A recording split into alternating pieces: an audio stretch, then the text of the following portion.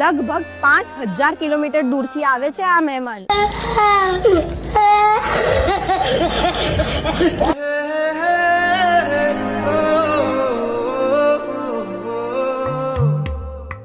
ये तो सब गुंडा लोग हैं, भाग रहे. સુરતના એક એવા મહેમાન જે સાઇબેરિયાથી સુરતનો રસ્તો નાપે છે ઠંડીથી બચવા માટે.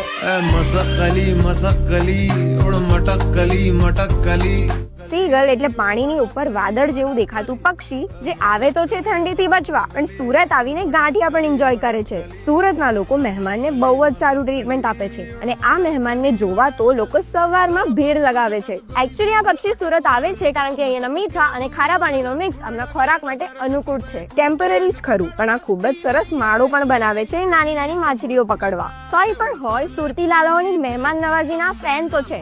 કચ્છ તો વિન્ટર પતે પછી પણ થોડો ટાઈમ અહીંયા જ રહી જાય છે. અરે ઉભા રહો, કમેન્ટ્સમાં જરા જણાવો તો ખરી કેવા લાગ્યા અમારા સુરતના મહેમાન.